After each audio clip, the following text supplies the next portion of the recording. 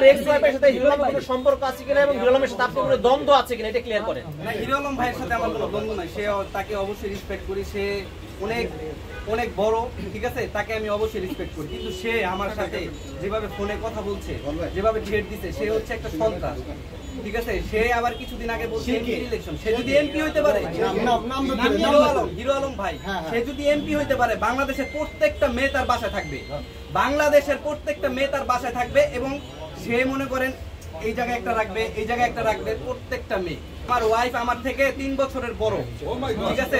আমি একটু শেষ করি। সব পাপি কি একসাথে হইছে? আরে ভাই দোরা লাগা গেছে। বলেন আপনি বলেন। আমার বউরে নিয়ে সে এক্স ওয়াইফ যা মন চাই করুক, কিন্তু সে আমার বউরে নিয়ে শিখাই দিছে, আমার বউকে শিখাই দিছে তুমি এটা বলো ওইটা বলো। আমার বউয়ের সাথে ডিপোজিটের আপনার 2 সপ্তাহ আগে। আপনার বউ হয় কিভাবে সে জাহান্নামে যাক, আপনার কি? পুরোটা শেষ করি। এক্স বলেন, এখন তো আপনার বোন আছে। আমার এক্স ওয়াইফের সাথে 14 দিন আগে আমার ডিভোর্স হয়েছে, ঠিক আছে। মানে আই ডোন্ট কেয়ার, সে যা মন চায় হিরো আলম তার সাথে তাকে নক দিয়ে ওই যে তার সাথে আমি ভিডিও বানাই। লাইটটা বন্ধ করো, এই ভাই লাইটটা বন্ধ করো। আমি তার নামে মামলা করছি, থানায় গেছে, এটা ভিডিও অফিসে গেছে, এটা খুব শীঘ্রই আপনারা জানতে পারবেন। এই মুহূর্তে কেন আপনাকে বউকে ডিভোর্স দেয়া লাগবে, যেখানে হিরো আলম? আপনি কি রিয়া মনির জন্য ডিভোর্স দিয়েছেন কিনা? ভাই, যে সংসার করে একমাত্র সেই বুঝে। প্রত্যেকটা মানুষের ভিতরে কষ্ট আছে, কেউ বলতে পারবে না।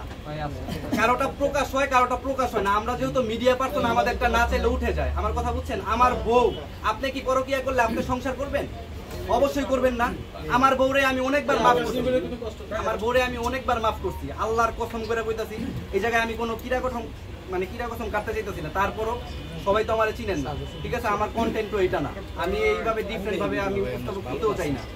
আমার বউ মনে করেন পরকিয়া করে, এক্স বউ, আমার এক্স বউ, সে হচ্ছে পরকিয়া করে। এটা আমি মাইনা নিতে পারি নাই। 3 বছর ঠেলামেলা আমি চালাইছি।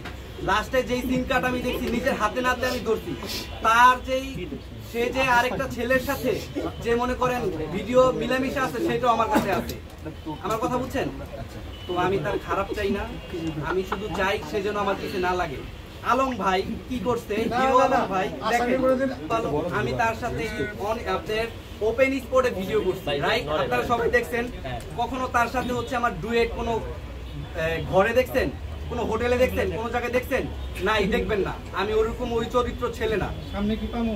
আপনি পিছনে তো আমরা ঘুরবো না। সামনে কে? আগামী 10 বছর ভিতরে পাবেন না। আচ্ছা ভাই, আপনি আরেকজনের বউর সাথে যে ভিডিও করেন, এই যে আমার এক্স ওয়াইফের সাথে সে গাড়ির মধ্যে টুলু করে সে ভিডিও বানায়।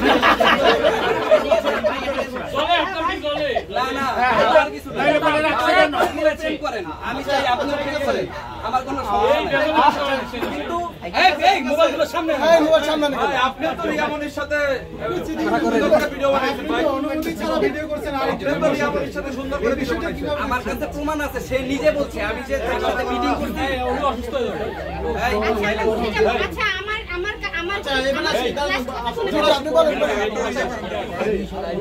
আমি বলি শুনেন, হিরো আলম আমাকে নিজে ডাকছে, নিজে ডাইকা বলছে কাজের কথা। এখন তাদের মধ্যে ঝগড়া লাগছে, সে আমাকে নক দিছে, আমরা কাজ করছি। এখন সে তাকে ক্লেম করে যে এরকম এখন এটা তো আমি জানি না, এখানে তো আমার কোনো দোষ নাই, তাই না? এখন সে সুযোগ নিয়ে আমার এক্স ওয়াইফের কাছে, সে কালকে রাত্রে সারা রাত মনে হয় তার সাথে ছিল, গাড়িতে একসাথে ছিল। আমার কথা বুঝছেন?